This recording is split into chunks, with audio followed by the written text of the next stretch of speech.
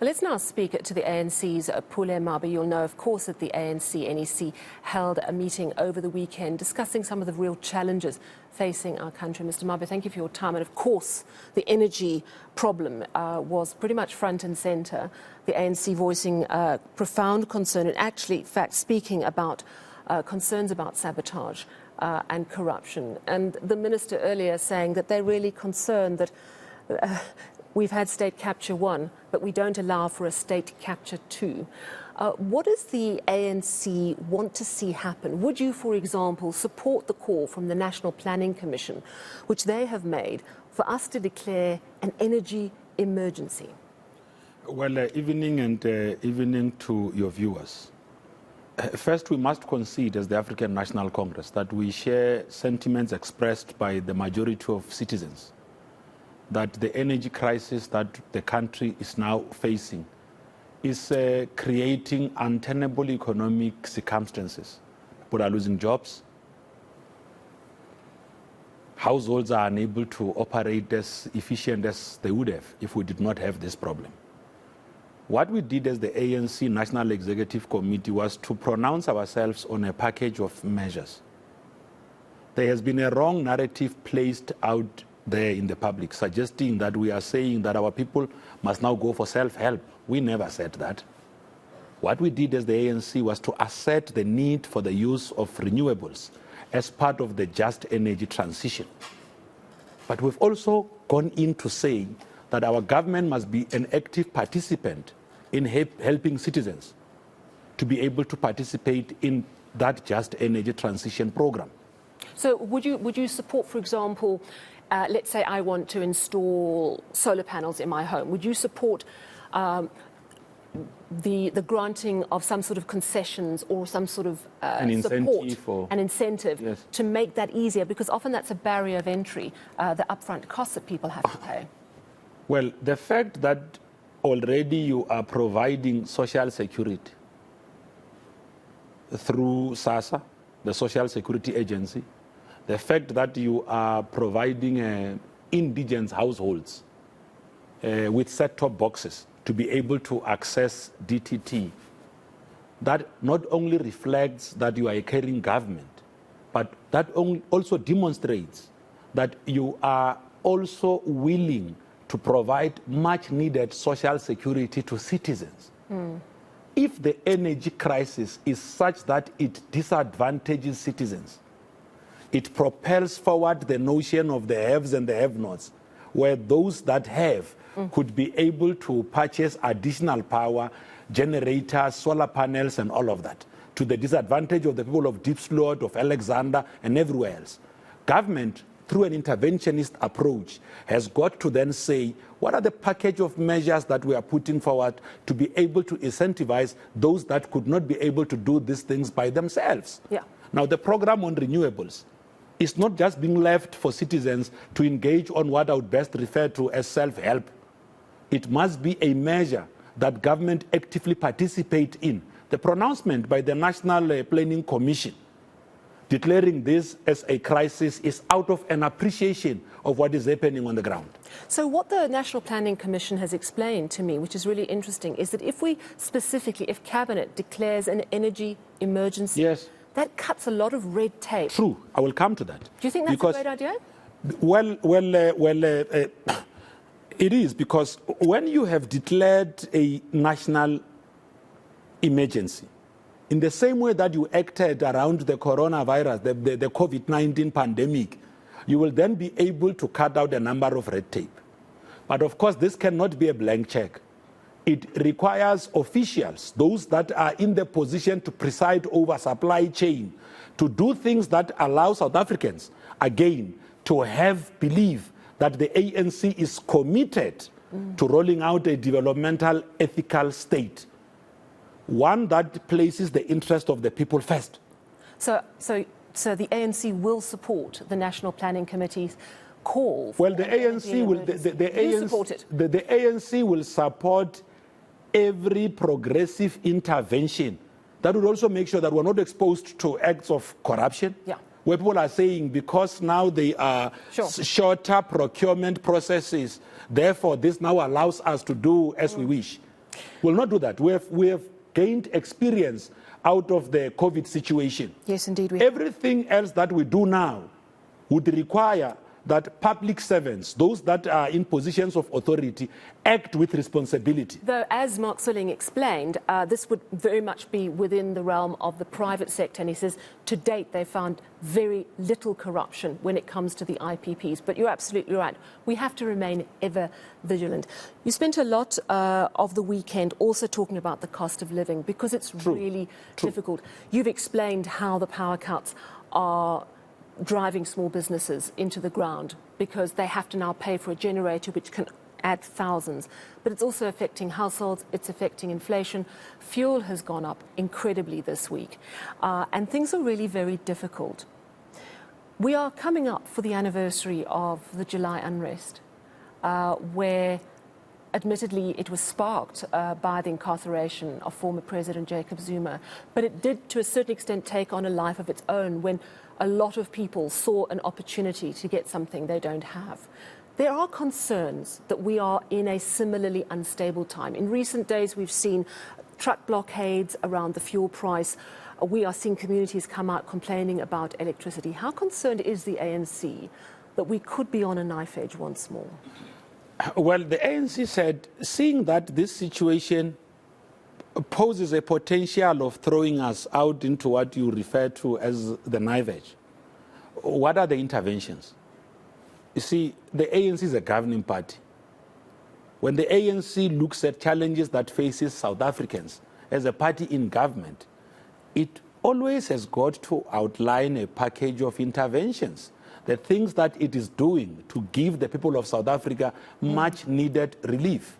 In this regard, the NEC welcomed the work done by the Department of Transport as well as the Department of Social Development through the 350s that were there and many other reliefs that are provided. You know, our people, some might not be aware, especially those that might not be using rail as a mode of transport, that actually rail, it is still the cheapest mode of transport available to citizens. Yeah. And because of government, there is investment that is being put there. We saw Minister Mbalola over the past few days launching electric trains. And I saw that some came up and say, but why do you launch this when we've got this challenge? Without realizing that these are also able to operate through alternatives. Look, it's good to see that progress. I'll give you that. But the reality is the ANC has been in government while state capture took place, while PRASA was hollowed out.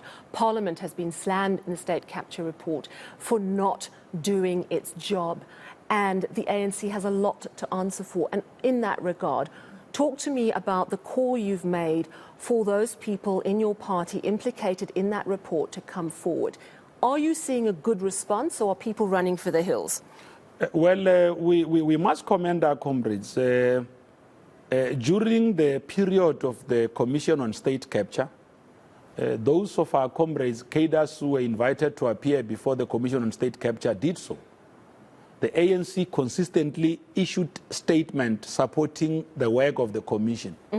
At its conclusion, we established a commission. We established a task team led by Comrade Jeff Radebe. This past weekend, they gave us their own action plan.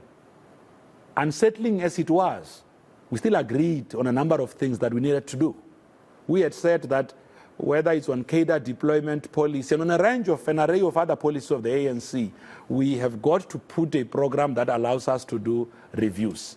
Earlier today, when we engaged with some of the members of the media community, they raised an issue that why is the ANC reviewing its own policies and at the same time putting up an opposing affidavit towards a case that is before the court that is against the cadre development policy. Yeah, because let me just, for our viewers, the DA is challenging you on cadre deployment. Yes. It says it has led to corruption and it needs to be scrapped, going to court for that. You, at the same time, are defending cadre deployment, but you are reviewing it. So explain. Remember, cadre deployment policy is not the only policy of the ANC. Sure. No. We are saying, holistically looking at the issues that the Commission on State Capture had pronounced on, the ANC is going to its own policy review processes. So when we review policies, we are not guided by litigations. We do it all the time. But this policy... We're going to... No, let me just conclude. Sure. We are going to the policy conference now. Yeah, when in July is it? Now, I think it's the 27th to the 29th of July. Just this month, towards month end.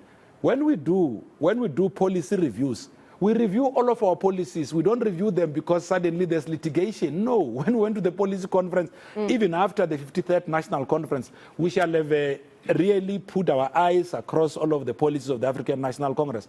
We do so to make sure that our policies could be able to resonate with the modern day activities, what is happening now. Yeah, I mean... If there was a policy that would have agreed upon in the 1993 Conference of the African National Congress, in 2022, when we go to the 54th National Conference of the ANC, we ought to say, are these still relevant?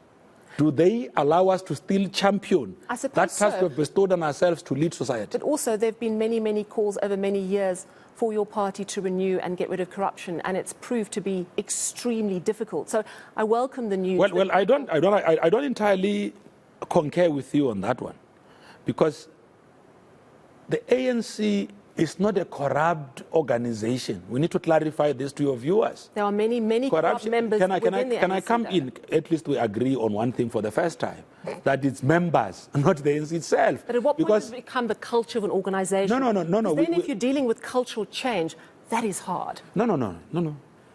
One of the things that the ANC had bestowed on itself to do over the next 10 years is to declare the next 10 years a moment of renewal. Understanding that as a party, we will not be able to renew ourselves without taking the people of South Africa along, those whom we claim to lead. So we have understood that. Now, where there are individuals implicated in acts of corruption, a framework has been laid out in the constitution of the ANC under Rule 25 on what needs to happen. And the ANC has been decisively taking the right steps as part of really getting into that path of renewal. What have we done?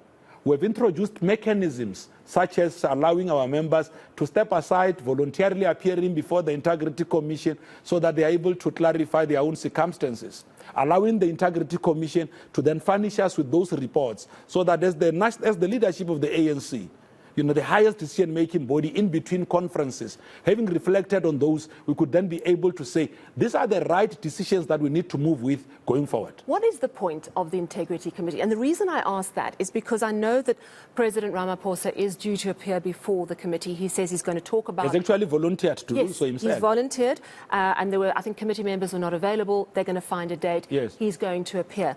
But what powers do you have, really, if you think about it? Because at the same time, there's a police investigation looking into what happened at his Pala farm in February 2020. So if the Integrity Commission says, well, this sounds fine, you sound like you're all clear, and then 2 months down the line, the investigation reveals he did do something wrong, doesn't it make a mockery of the process of the Integrity Commission within the party?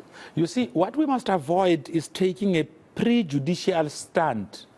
South Africa will become a very interesting country suddenly if every South African tomorrow woke up and became a judge. You see, we believe in processes. And sure. Let me conclude my point. And out of our submission to process, we must also pay great regard to process of the law.